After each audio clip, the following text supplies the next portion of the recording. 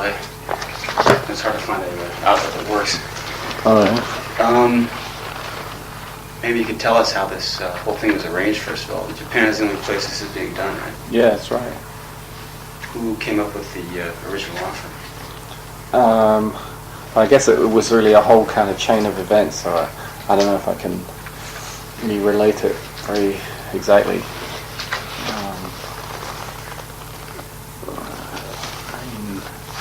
I guess it's Ari Kaneko from the record company was really the guy that got the ball rolling, and I didn't believe that anything would happen.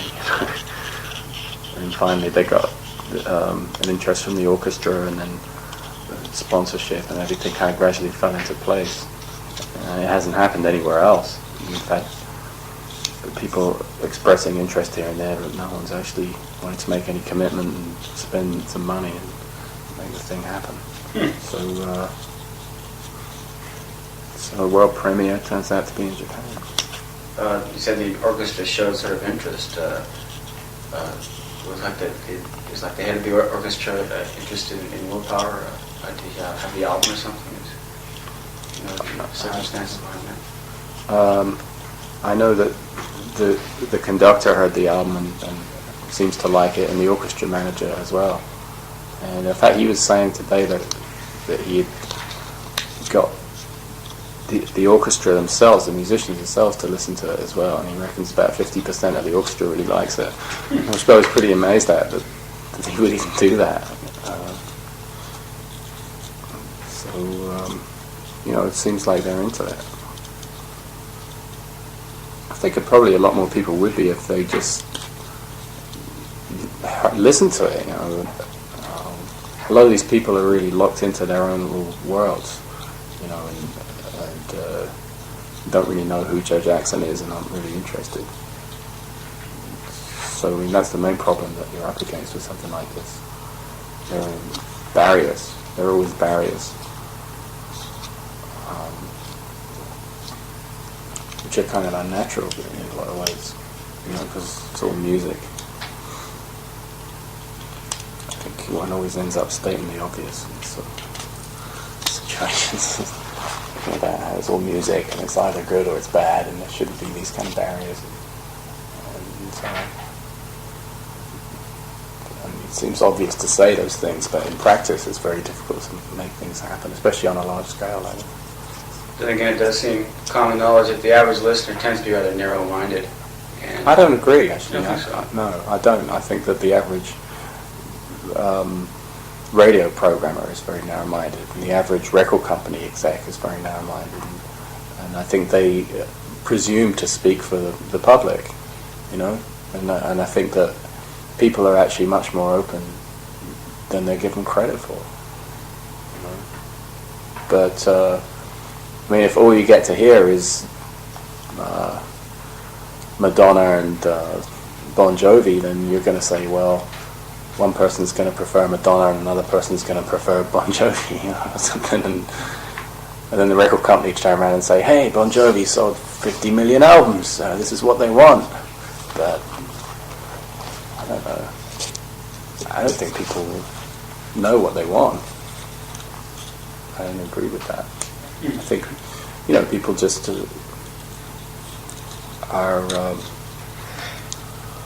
will make decisions about what they prefer based on what is available to them, what they actually hear. It's probably not something you think about much, but when you had completed Willpower and it was ready for release, did you give any thought to who would actually buy it, who would listen to it? Yeah, I feel that there's a potentially very wide audience.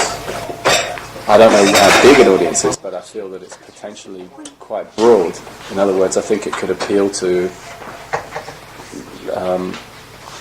a rock fan, a jazz fan, a classical music fan. I guess you shouldn't use the word fan for people who listen to classical music, I don't know. But, I feel that it has the potential to appeal to segments of all of those audiences. On the other hand, what I was always afraid of was that because it doesn't fit very neatly into either of those categories, that it would get lost and actually appeal to no one. I felt that it could go one way or the other. And what's actually happened has been something in between. I mean, I always tend to expect dramatic things, or it's wishful thinking to a certain extent. And you do something and you think, well, they're either going to love this or hate it. And then the sort of dull reality of it is that it's kind of in between, and some people like it and some people hate it, and a lot of people are kind of indifferent, you know. But I think this record is, I think I'm right to a certain extent in that it has found an audience. It's sold better than a lot of people expected it to. It's sold something like 100,000 in the States, which is pretty good, you know. I mean, if you were a rock band with your first record and you sold 100,000, you'd probably be pretty pleased. So, and that's despite the fact that it's not on the radio and it's not on MTV, and the record company has really not done very much to promote it. So I would say it's quite successful, really. And I think with a bit of imagination and in the area of promotion, it could have sold 200,000. There seemed to be almost a conscious effort on the part of the press to ignore it. I saw very few articles. Yeah, because they don't know what to say, you know, and I think critics generally,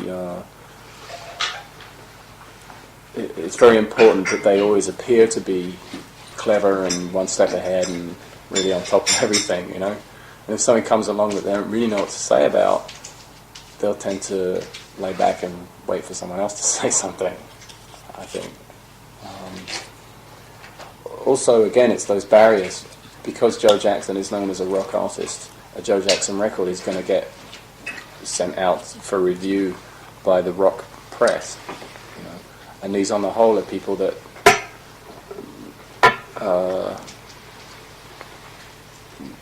will not necessarily get it. So that's another problem you're up against. We've had I mean, I don't know what the press has been like here about it, but in America, for instance, we did get a surprising amount of good press. I mean, more than I expected, really.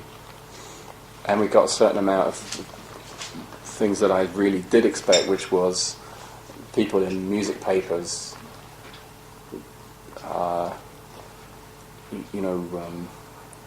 listening to it as though it was a rock record and judging it in the wrong way and saying, well, you know, where's the tune that we can sing along to, or, you know, this kind of thing. I'm missing the point of it. Which was, I mean, that was what I expected, pretty much. So I think overall, although some of those things kind of are a drag, you know, I remember one review where it said, why doesn't Joe Jackson go back to writing songs like It's Different for Girls, you know, and saying this is where his talent lies, with 3-minute pop songs. You know, so how dare he do this? How dare he write instrumental music? How dare he write something that lasts more than 3 minutes? So, I mean, it's kind of a drag that you have to deal with that, but that was pretty much what I expected. So the good stuff, the positive stuff, was really a bonus, and I was glad to get it. We got a lot of good reviews, really. Well, this response from the orchestra here is amazing. Yeah, it really is. About high praise from a high source. People like that, who I'm sure rarely even listen to pop music. Well, maybe when they go home they'll listen to Madonna records, you know. But I mean, they're obviously very familiar with the classics, the contemporary music. I think there's more openness than people realise a lot of the time. You know, again, it's a lot of time it's sort of the people in charge, the people in positions of power that tend to have vested interests in things being categories, and this is my field, and so on. I think you might find a lot of time that maybe orchestra managers don't really want to know, but a lot of the players in the orchestra, for instance, and especially the younger players, probably listen to as much rock music as you or I do. You know? And I think the classical music field is kind of opening up a bit. You have people like the Kronos Quartet and so on. You know. I think that's definitely a trend for the future, is there kind of overlap between the so-called classical field and people that are supposedly more in the rock field but are actually not just rock and rollers that are trying to do musical composition, you know, on a deeper level as well. You know, I feel there's definitely a place for it and an audience for it. Otherwise, I wouldn't have made Willpower. You know, because I never do anything just as a sort of ego trip for myself. I mean, I'm always aware of an audience being out there. Have you done a rehearsal with the Philharmonic yet? No. How many rehearsals are you going to have before the actual show? Well, 4. I guess we have 2 days of rehearsal, and then we have a rehearsal in the halls each day before the concerts. It's not a bad rehearsal schedule, actually. I'm pretty happy with it. Well, I say that, we haven't started yet. I know it's going to be like, but we got more rehearsal time than is normally possible to get in this kind of situation. You know, I mean, I kept holding out for more all the time till we really got as much as we could possibly sort of squeeze out of them. And I think we'll probably be alright. You studied at the Royal Academy of Music. Yeah. For how many years? 3. 3 years. And did you ever perform in that kind of a setting, with that large orchestra? I played with orchestras. Was that I right? used to play percussion. Was that right? Yeah. When was that? Well, when I was at the academy, before that as well, I used to play in youth orchestras. So I played in one orchestra where I was the whole percussion section. I used to have like 4 music stands set up, and we'd work out. It was kind of like a mental puzzle or something to work out how many parts you could actually play with one person. So I've done a certain amount of playing with orchestras. I played piano in orchestras as well, but I mean not like big orchestras, but you know, student orchestras and stuff like that. Well, this is amazing. I mean, this is a very prestigious orchestra here. Do you feel tense, nervous at all? Yes, terrified. I'm really nervous because, you know, it's a difficult thing to do. It would be easier if it was just a straightforward orchestral piece, but because we're using the synthesizers and so on as well, and a certain amount of amplification, that's what makes it tricky.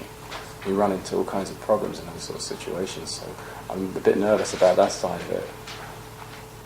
Plus, I'm going to be playing. I'm nervous about my own performance. It's not really something I do very much, you know.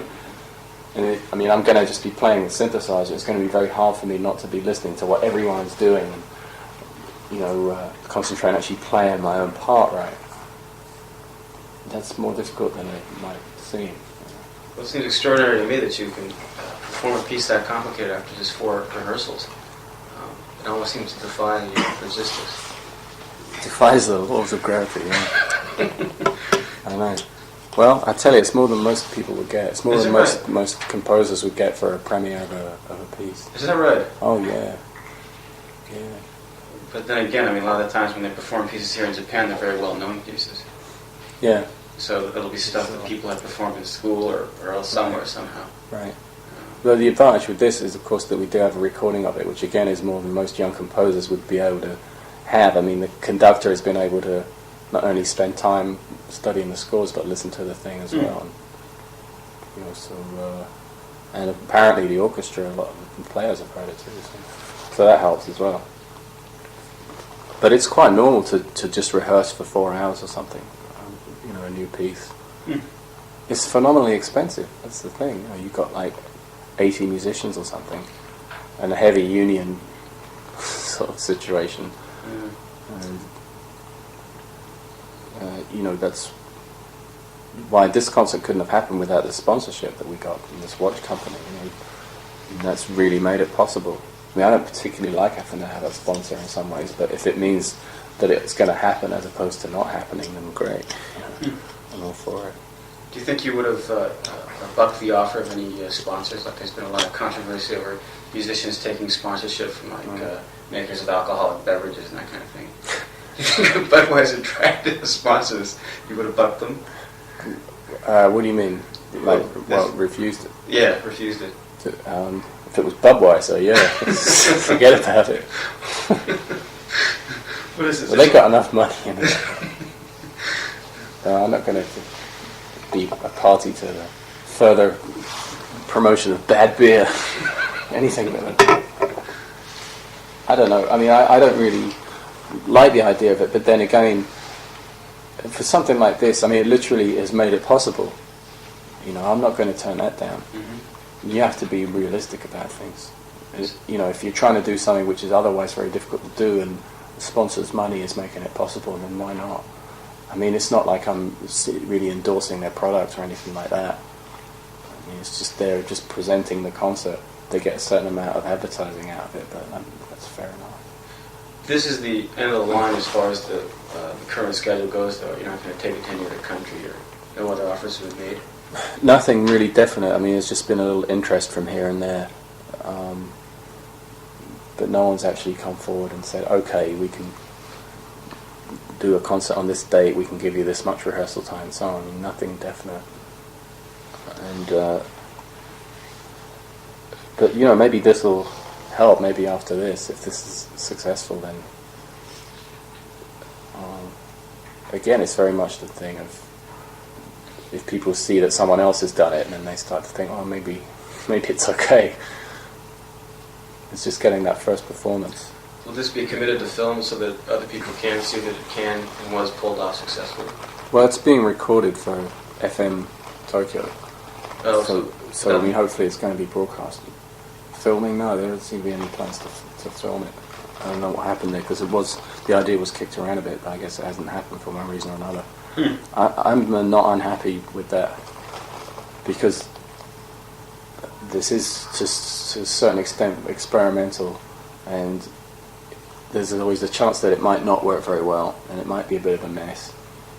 I mean, that's the chance that I'm taking, you know. So I'd like to get these concerts over with, really, before we even think about whether it can be done again, or where, or you know. Yeah.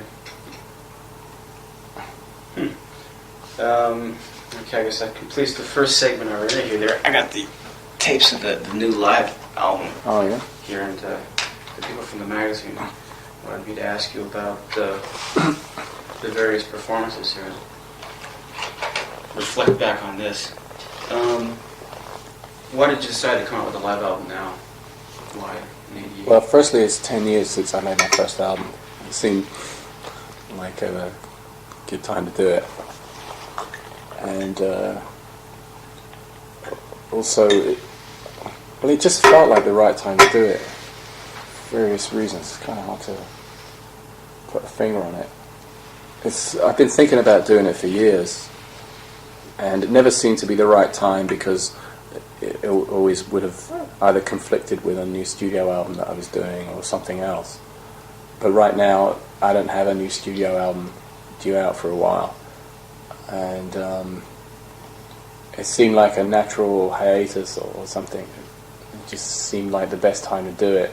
If I was going to leave it any longer, I would have to really wait until after my next studio album, which I think would be too far in the future. So by that time, the sheer amount of repertoire of songs there is going to get to a kind of unmanageable sort of level. And I just thought it was good to say, okay, this is the story so far, kind of, and then we can move on, you know.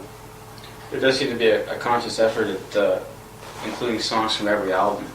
Yeah. I think one album is left out of the selection of songs here. Even Mike's Murder. Yeah, Creeps- one creeps song, up yeah, here. that thing. But the only album that's not represented on there is Big World. And, Yeah, I guess, yeah, right. and that's because Big World was live anyway. Yeah. See, so I didn't want to use anything from Big World. In other words, if you want the complete Joe Jackson live collection, you have to have this record and Big World. It's part of the deal. Actually, yeah, we should do like a limited edition of this album and Big World. That's not a bad idea. That's right. 5 sides for the price of 3 or something, 3.5. It starts out with the 1980 tour, which was just the original lineup, right? The Yeah. Jackson Band. Yeah. So although it's 1980, we were playing stuff that goes right back to the first album when we first started. It's just that band was really at its peak on that tour, I think. It was the last tour we ever did, of course. And the band was really great by then, I think. It was real good playing on it. For what it was, I mean, it's kind of trashy. It's not the greatest quality recording, I think, but I think the performance is good. Seems like the angry young man persona is still alive and well on the recordings there. Well, Not you your can call it demeanor. what you want. The way you handle the way you talk to the audience and whatnot. It's like you always seem to be challenging them. Well, yeah, I think that's good though. I think I still do. It seems now that the typical audience is more of a sedate crowd with polite applause. They're there to hear the music and enjoy it, but not really get too crazy.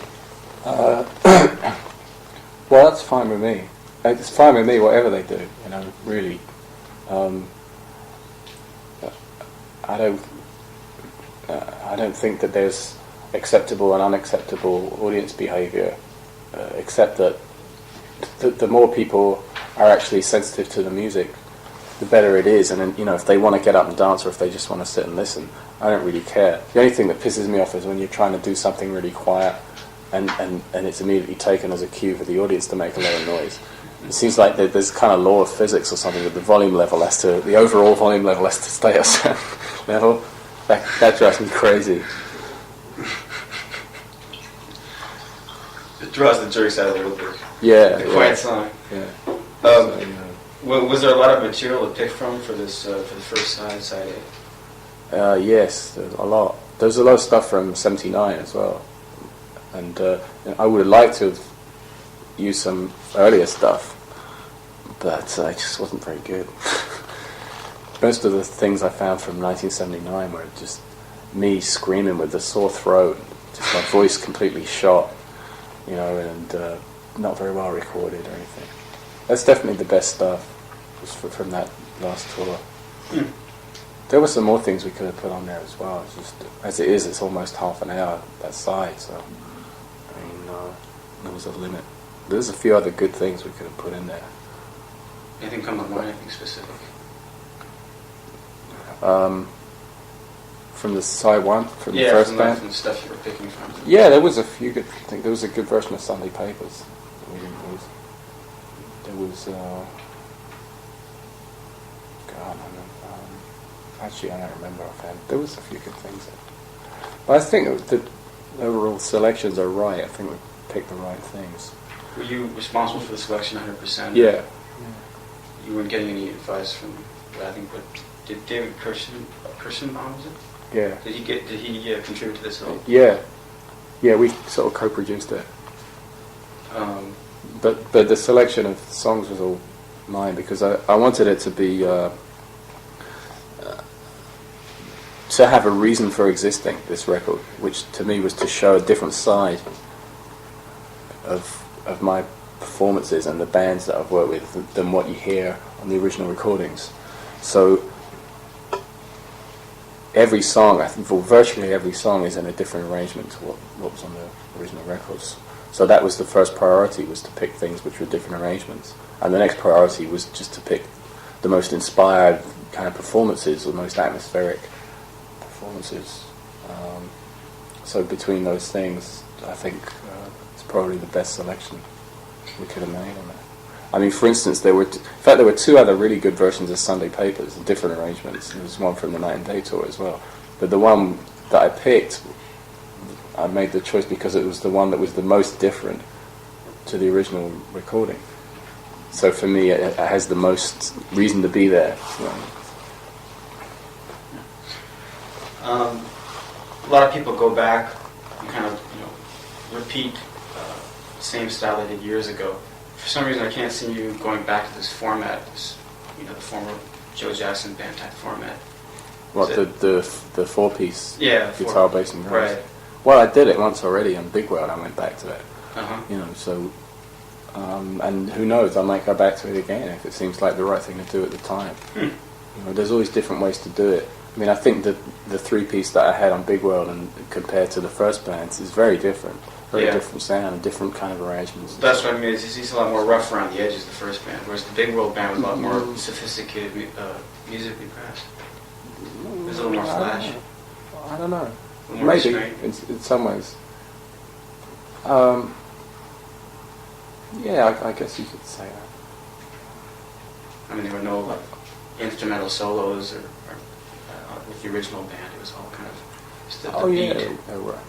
Yeah. Mostly Graham, the bass player. Both in here and there. I guess it was Yeah, it's different. I mean, we all know how it's different. I guess it's pretty obvious. But with the Big World Band, we were covering stuff from my whole career, if you like, but with a four-piece, which was quite an interesting sort of challenge. Doing some of the stuff from Body and Soul and Night and Day with guitar, bass, and drums. Like, obviously it's going to sound different, but I think it's valid. It's another way of looking at it. I don't want to do it again for a while. I think I'm going back into the direction of the bigger band again, but you never know. I mean, sometimes less is more, and sometimes more is more. Depends on who you're working with, I guess. How about this? Well, it depends on the specific demands of that project. I mean, I approach each project from a different point of view. Basically, almost scrap everything I've done before, and approach each project like it's the first, and find new ways of doing it. I guess the 1982 Night and Day tour maybe represented the first major departure in your career. Well, no, it depends how you look at it. You could say Jumpin' Jive really was the first major departure. Yeah, really, I guess. Yeah. I mean, that's a pretty major departure. That's But right. that wasn't so much a departure as a vacation. That's the way I think of it. Speaking of which, that's live material from that period isn't included on this. No, because, again, it's not my music for a start. Mm-hmm. And this is supposed to be a Joe Jackson retrospective, as opposed to Louis Jordan and Cab Calloway. And again, if Cab Calloway was to do it, he might say that's not my music. Yeah. But you decided to leave it out because it wasn't your original material. Yeah, partly that, and partly there was just not really any good stuff on tape. There's hardly anything, actually. I think there was like one concert that we had an actual 24-track master of. Is that right? Yeah, and it wasn't that good. Is that right? Yeah. Well, the studio performance was so brilliant. Yeah, sometimes the live performance was even better, but the best stuff that we did was just not on tape. There were some things we did in England towards the end, a couple of BBC recordings and stuff, but they just wiped the tapes. So there wasn't really much to choose from. Well, originally I was going to maybe include some Jumpin' Jive stuff, but the more I listened to it, there were just so many things that were possible to use of my own songs, and so little Jumpin' Jive stuff that in the end it just didn't make sense. Getting back to the Night and Day tour here, it seemed, I can remember when you came to Japan, I saw that, and it was a very satisfying experience because the format was so different from the previous format, and yet very credible, very satisfying. Thinking back on that tour, what sort of memories, recollections do you have? Well, it was too long for a start. We toured for, it was about a year. Is that right? Yeah. And it was just ridiculous after a point, It was exhausting. I mean, by the time we got to the end of the tour, which was Australia and Japan, I was just in a permanent state of jet lag. And where the hell I was. I'd done so much flying, my ears were totally fucked up, and I'd be on stage and I couldn't hear anything properly. It was really weird. So, I never want to do a tour like that again. I mean, I think it was a good show, and there's certain things that I still am proud of about that show, just because I think it was a different kind of band, without any guitars and so on. The way it looked was really different, and so on. And you used women surely for the musical ability, as opposed to absolutely sex appeal, or yeah, that kind of frivolity. That's when you started doing the a cappella version of "Is She Really Going Out with Him," which is covered no fewer than 3 times. That's right. On this record here. I think we're all waiting for the symphonic version now. Who came up with that idea originally? What, the a cappella? Yeah, to do the a cappella Well, I version. did. I always come up with the ideas. That's what I do. Was there taken any output from or input, I should say, from the band members in terms of arrangements? Not really. That's No. right. Why should I? It's my band. You're right. I'll play what I want to play. I suppose, yeah. When did that come to you? Was that because you had a band of good singers, or did you originally plan on doing that before you even assembled a band? Oh, I don't know. I mean, you just... my mind is just always working on stuff in the back of my mind, and then every now and again something comes forward to the front of my mind. and it might just happen to be an a cappella version of Is She Really Going Out With Him? And I don't really know what the thought process is exactly, but it just seemed like we had enough people that could sing, more or less, to be able to pull it off. It was a bit rough at times, but I mean, it's a bit out of, even the version on the album is a little out of tune here and there, but there you go. It works, I think. And it's sort of fun. I mean, if something is fun, then you don't really maybe analyze it so carefully. You can get away with it. Mm-hmm. The piano solo on Cancer is quite impressive. Yeah, I Seems kind of really like that one. spotlight. That's the main reason I put it on there. Because I figured we should maybe at least have one solo of mine on there. We also do the solo on You Can't Get What You Want either. Yeah. All right. That's me too. You were both kind of blowing right there, showing your chops off. Yeah. Well, why not? I haven't done it much on any of the studio records. Uh-huh. So. But I like that piano solo on Cancer. Yeah, I thought it was... Yeah, it's got everything. Giggle the night before. We ended up with 2 nights in Sydney on that tour. And it's one of those. I think it's the second one. I think it's the last show we did. See, when you get to that stage, there's a certain amount of relief sets in, and you know, like the last gig, you kind of, I guess I was pretty loose at that point, and I just thought, what the hell, I'm gonna just keep playing, just keep going. You know. I can recall, like I said, I saw this at the Tokyo show, and I think at that time you almost did well, not a carbon copy, but it was very close to the solo on the record. Really? Yeah, I seem to recall that. Oh. I mean, maybe it was just the first half or something, and then you kind of diverge halfway through. Maybe. I don't know. I don't remember. I think I may have repeated certain ideas here and there, but mostly it was pretty different from night to night, so I don't know about that. Maybe it was just by a chance in a million. It was just the same, by sheer chance. I don't know. Yeah, like I said, I could be wrong. And then side 3 here, the Body and Soul tour. I'm trying to recall, was this when you started using Vinnie Zumo and... Yeah, and Gary Burke and Ed Reinstahl, all those guys. You had the extra keyboard player. Yeah. And the horn section. And the horn section, right, exactly. Yeah, including me.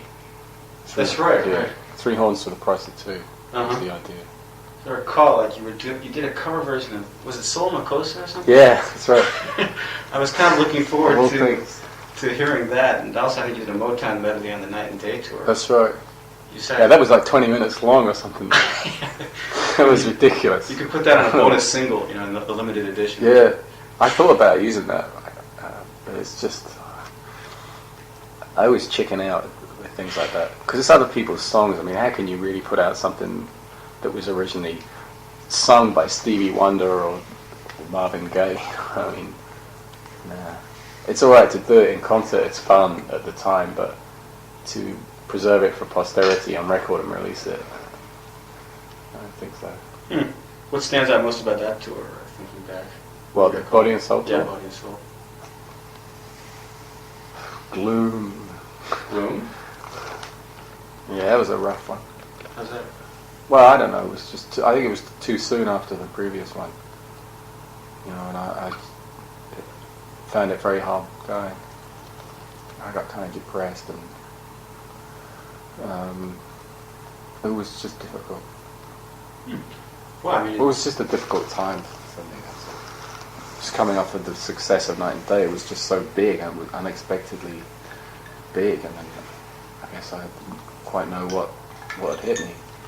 You know, I think I should have taken some time off at that point, but I didn't. I just went right back and did another album and another tour, and in retrospect, it was a bad idea. But at least we got one side of a good side of a live album out there. I mean, I think it's the best side, actually. Thinking back, I remember it was an extremely inspired performance. Really? Yeah, I mean... See, I'm sure it wasn't as bad as I thought. Yeah. Well, I mean, listening to this stuff, side 3, I know that it actually was pretty good. The band was great. I think it's the best band I've had, actually. So, you know, I'm sure it wasn't as bad as I thought. And I always did the best I could, and I guess it was probably good enough for for a lot of people that maybe didn't know that how I was feeling. I mean, I didn't feel like I was really as committed to it as I should have been, or doing as good a job as I should have been at the time, but I guess it was okay still. Yeah, a lot of people on stage there. Did you feel a little more comfortable, like being able to sort of sit back a little bit more? But you feel less? No, I never feel that I can sit back. I always feel very much that the show succeeds or fails according to me. You know, perhaps too much so. I mean, I feel a lot of responsibility. Right. One thing I noticed about the shows is that you never seem to be going through emotions. It almost seems like No. you're completely devoted to every performance. Yeah, Um, yeah. That's why I didn't tour for 2 years, because I didn't feel like I could be like that. I felt on the Body and Soul tour there was a danger of starting to go through the motions. I was losing it. So that's why I said I don't want to tour anymore at the end of that tour. I said I'd never tour again. And it was 2 years later that I did actually do another tour. But I had to get that back, that feeling that I could do it and mean it, you know, and not just go through the motions. Otherwise I don't want to do it. 写真大体5分ぐらいかかりましたね。 You dedicate Real Men to the Australian rugby team. What's the meaning behind that? I think they just won this big game just before the concert. They beat New Zealand, which is always, you know. Oh, I see. So it was a genuine dedication, not being sarcastic Yeah. or anything. Well, no, I mean, well, I don't know. I guess it was kind of sarcastic. that's how it kind of comes off there. I thought it was Yeah. kind of a cut to the poor Australians there. Nah, they were alright. They love that song. The Australians love that song. I don't Is know that why. right? Yeah, every time I played that song in Australia, they just go berserk. Nowhere else, just Australia. Maybe they're taking it face value and think it's a dedication to the real men out there. I don't know what it is. They just love it. You mentioned Memphis a little while ago. It seemed to me that was a little bit of a, compared to the other tours de force on the record, it seems a little bit lackluster. Does it? Or am I being a bit harsh? Well, I think you're being a bit harsh. Yeah, I think it's a pretty good performance myself. But you're entitled to your opinion. You know. Well, I can recall you also doing the ballad from Mike's Murder at the time, which I thought was... Yeah, right. Yeah, that's okay. That got discarded in the editing room there. Yeah. Well, I didn't want to use a lot of stuff from Mike's Murder. But I just thought that one song, a lot of people like that song, and I think it's a pretty good song. It was going to go on Night and Day, and it didn't make it. Wouldn't have really fit on Night and Day, actually. That's how it ended up in Mike's Murder. Because I didn't really know what else to do with it. But no, I think it's pretty good. Okay. And then lastly, the Big World Tour. What stands out about that? In retrospect. Well, it was quite enjoyable, actually. It was an enjoyable tour. Kind of more relaxed. And then after 2 years off, I think I got certain things a bit more in perspective. I was able to go out and do it the right way and not kill myself. Originally that tour was only going to be a couple of months. We did 2 or 3 months. And then went out again a few months later and did another 2 or 3 months. Instead of just doing 6 months in a row. So it turned out to be pretty smart. Although by the end of the second leg, again, I was pretty exhausted by it all. So, I don't know what else to say about it, really. I think it was a good show. I think it's one of the better shows that I've done on that tour. I think we were able to, with minimal resources, just the 4 of us, we were able to do a long and very varied show. I mean, I don't think it got boring at any point. I don't think it did. I hope it didn't. So, I was quite proud of that show. As I was about to mention, I think you kind of extended yourselves beyond the natural limitations of 4 people. Yeah. The version of You Can't Get What You Want, incredibly shrewd. Yeah. The guitar part, and it's amazing. Yeah. Did it take very long to put something like that together, or was it just... A little bit, yeah. I mean, I had a sort of an idea for it, which was a bit hard to translate to the band. It took a bit of work, but it worked out. And the slow version of Stepping, I thought was very Joe Jackson. Yeah. Everybody's favorite song, and just kind of, make it into a completely different version. Yeah. Take them by surprise. Yeah, well, I like to do that, because I like it to be entertaining. Yeah. I like people to sit there and not quite know what's going to come next, and maybe be surprised. Or we start a song and they're not sure what song it is, and then they realise, and it's, it just makes it more interesting. Get more tension. Yeah, I like to create some tension. Uh-huh. But that's actually a very natural version of that song, really. You might not think so, but to me that song was always a romantic kind of song. It was really a ballad kind of song, but set to a disco beat. And what we did was took the disco beat away, and it's kind of like he unmasked the song or something. It's like the song stands naked before you, kind of, and revealed for what it is, which is a very romantic song. I think that version worked very well musically as well, as opposed to just being some kind of stunt. I think that it musically is a valid version. One fellow from the magazine looked at the songs and said, "Oh, well, it's a greatest hits record." Well, it kind of is, but it's with a twist. Greatest hits revisited, reinterpreted. I really think a lot of the performances are much better than the original recordings as well. I mean, Slow Song, for instance. Yeah. That's my favourite track on the album. Yeah. But I mean, to me, that performance is just towers above the one on the record on Night and Day. It almost seems that the original intention of the song kind of comes through. Yeah, it's really, but it's just so much bigger live. It's epic. It's like the big screen as opposed to TV or something. That's kind of the way I feel a lot of the time live. So I always feel it's better live if you use the situation. Don't just sort of cop out and just run through the songs like on the record and then get off as soon as you can, like a lot of people do. Yeah. There's so much you can do in a live situation. Okay, well, I guess we're going to have to cut to the photos then. 写真よく出てるね。あ、そう。